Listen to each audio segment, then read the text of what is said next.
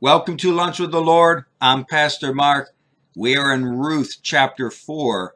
We're going to be starting verse 6 this lesson. But before we begin, Jeremiah 15:16, Thy words were found, and I did eat them. And thy word was unto me the joy and the rejoicing of my heart.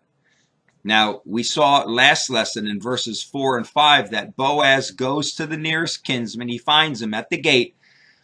And he lets the nearest kinsman know that Naomi is selling this land. And so do you want to buy it? The nearest kinsman says, sure, I'll buy it. And then he says, Boaz says to him, well, you buy the land, you got to buy Ruth also. And oh, no, I can't do that. I can't have Ruth, a Moabitess, a Gentile, coming in here and ruining my inheritance that I already have now. And we saw that last lesson that the value of our life to God is because of the price that was paid for us, right?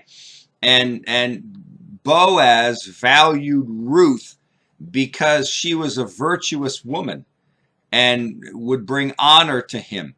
But God doesn't do that with us. God doesn't value us because of who we are or what we can do for him. No, we're nothing. We're sinners.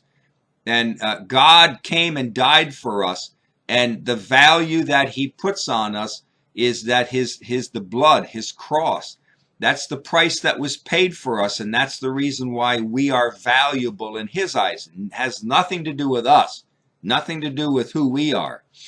And so now we start in verse 6, and it says here, so now Boaz presents to the nearest kinsman that you're going to have to marry Ruth also and raise up children unto Mahlon.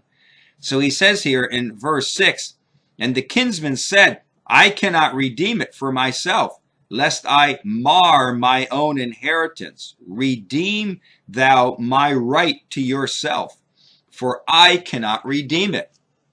Now, mar here, the Hebrew word, means to corrupt or to decay, to ruin or to destroy. So he says here in verse 6, lest I mar my own inheritance. I can't do it. I'm not going to do it. All right. Now, commentators on this verse seem to think that the nearest kinsman may have already been married and may have had children of his own. The marrying of Ruth would introduce contention to his marriage, and any children that he would have by Ruth may cause contention among the kids who will inherit his property at death. So if I marry her, it's possible he was already married and he already had children of his own. And by marrying Ruth and raising up a child for Mahlon, it could, there could be a hurricane in the house. You know what I mean? But I don't think it would be like this. If first he would not be marrying her for polygamy reasons. He's not going to be marrying her just to accumulate wives, all right? He's marrying her. And second, the firstborn is not really his child anyways. So it shouldn't cause contention in his household that he already has. Again, if he has a household already. Why? Because by marrying Ruth, he's marrying her. It's God's law to do this. So it's not like he's committing polygamy, because God's law says to do this. All right.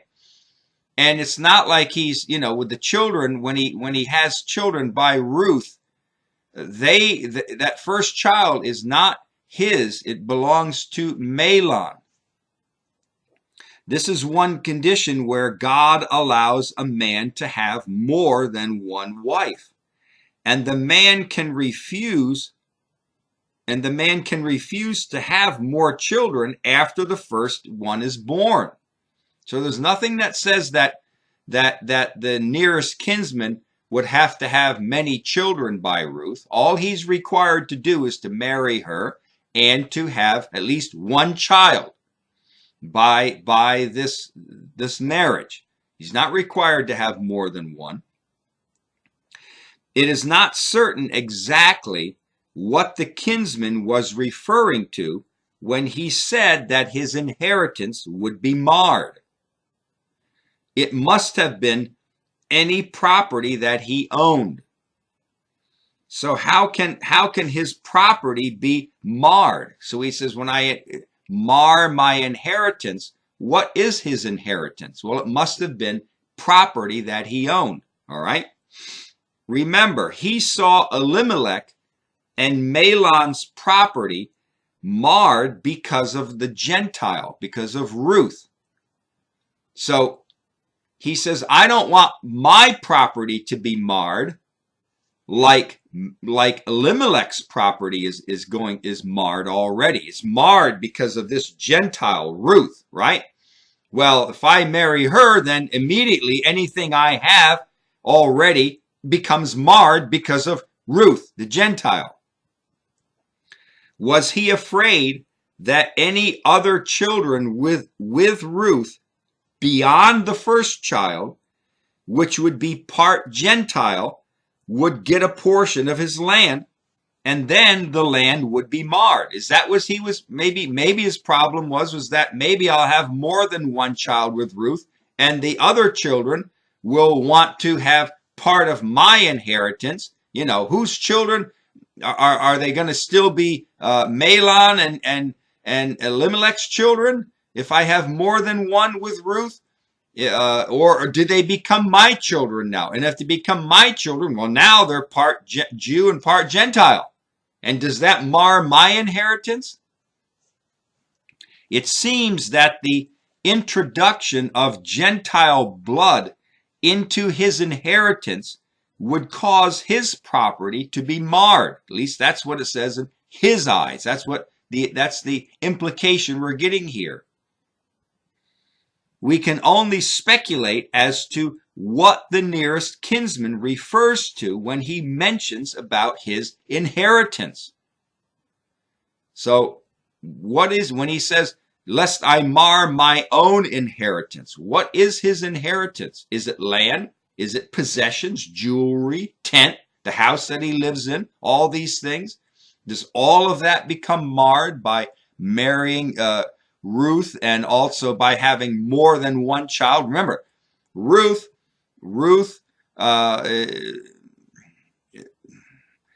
is his wife, but technically it's okay by God to do this. God allows this to happen. And the first child doesn't belong to the nearest kinsman anyways. And he can refuse to have more children after that if he wants. So we only speculate as to what the nearest kinsman is referring to when he says, my inheritance, right? The law, remember, the law cares nothing for virtue, only the meeting of its own standards. The law saw only that she, Ruth, was poor and that she was a stranger. She was a Gentile. The law cares only about its own character. The law does not see with eyes of compassion. And this is the way that nearest kinsman was looking at Ruth. He wasn't seeing her virtue or her beauty or whatever. He was just seeing her. She's a Gentile. The law cares nothing about who you are. The law only cares about its own standards, my own inheritance. You're going to mar me. You can't, I'm not going to marry you. You're going to stain me and my reputation, right? You're going to affect my family. It's all about me. With the law, it's all about me, right? The law sees nothing with eyes of compassion. Now, verse 7 here, and let's get into verse 7. It says, now this was the manner. So Here he says, I cannot redeem it. Verse 6, lest I mar my inheritance. Why don't you redeem my right to yourself, for I cannot redeem it. So he's giving Boaz permission. You go ahead. I can't redeem it. I'm not gonna be marred. You know, my inheritance isn't gonna be marred by this Gentile. You want it, you redeem it. I'm giving you permission. So now in verse 7, I'm laughing because I know what's coming in verse 7. And you'll laugh too. Anyways, now this was the manner in former time in Israel concerning redeeming and concerning changing. For to confirm all things, a man plucked off his shoe and gave it to his neighbor, and this was a testimony in Israel. Now, so here's the performance. Remember, they're at the gate, and the nearest kinsman is sitting down. Everybody's sitting down. The 10 witnesses, nearest kinsman sitting down. We don't know if Boaz is sitting down or not. But they're there at the gate, and they're witnessing this thing. Now the contract has to be made, all right? So the nearest kinsman is now giving permission for Boaz to buy it, and there has to be in a sense, a contract written up, but it wasn't written up back then. But this is what they did. Now, turn to Deuteronomy 25, where we just were a little while ago. Last lesson. Deuteronomy 25. And we're going to start reading at verse 7. And here's verses 7 to 9. And it says here, and if a man like not to take his brother's wife, then let his brother's wife go up to the gate unto the elders and say, my husband's brother refuses to raise up unto his brother a name in Israel. He will not perform the duty of my husband's brother. So the original law here concerning this transaction, the way that God said, is that let the wife go. The wife should go. The one who's being refused needs to go to the gate and make this announcement. He's not going to do it. All right? He refuses to do it. Now, then the elders of the city shall call him. So now they got to go into the city and call the nearest kinsman, whoever he is, bring him out, right? Call him and speak unto him. And if he stand to it, that means if he's determined, I'm not going to marry this woman, right? And say, I like not to take her, then shall the brother's wife come unto him in the presence of the elder. So she's going to walk right up to the right up to the nearest kinsman, right up face to face. And what? And she, now this is where it is, she looses his shoe from off his foot. She takes it off his foot, right? And she's supposed to spit in his face. Can you imagine that?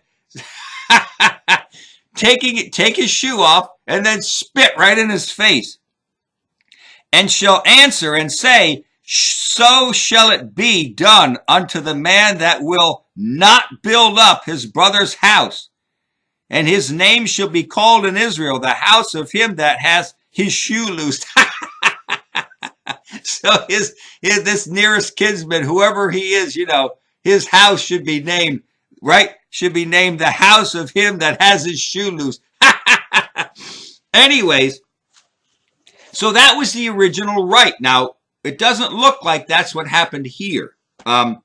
In Deuteronomy, it would be the rejected wife who would pluck off the shoe of the brother that was rejecting her. But it seems that by the time the book of Ruth was written, that by the time of Ruth, this custom slowly changed to where the rejecting nearest kinsman would pluck off his own shoe. And that's what it seems like here in Ruth, that he, the nearest kinsman, plucked his own shoe off. But originally it should have been she, the rejecting woman, taking off his shoe. All right? Now, one explanation for the plucking off of the shoe could be that the nearest kinsman, by giving the shoe, was saying that you can put yourself in my shoe and take my place as the nearest kinsman. Now, again, we don't know. All we know is in Deuteronomy, this is what God said should be done. But God didn't explain the symbols and the symbolisms and all that thing. He just said, this is what you do. And it's, he didn't interpret, this is why I want you to do it. But no, this is what you do. But it seems that by the plucking off of the shoe and giving it to him, like, you can put yourself in my shoes and take my place in this rite to be done. All right. Now, whatever the actual reason, we do know that when they removed their shoe, they were relinquishing, or they were giving away, all rights to the purchasing of any property that was being offered to them as the nearest kinsman. So by the removing of the shoe, it was saying, I'm giving up my right to this land and to this property. All right. Naomi probably wasn't present at this time when Boaz met with the nearest kinsman and the 10 witnesses. Naomi probably wasn't there. And Boaz did attend the ceremony, obviously. If Naomi were there, she would have all rights, as Ruth also would have all rights, to spit in this man's face, whoever he was, to spit in the nearest kinsman's face. Whether she would or not, we don't know, but my guess is probably she wouldn't do it.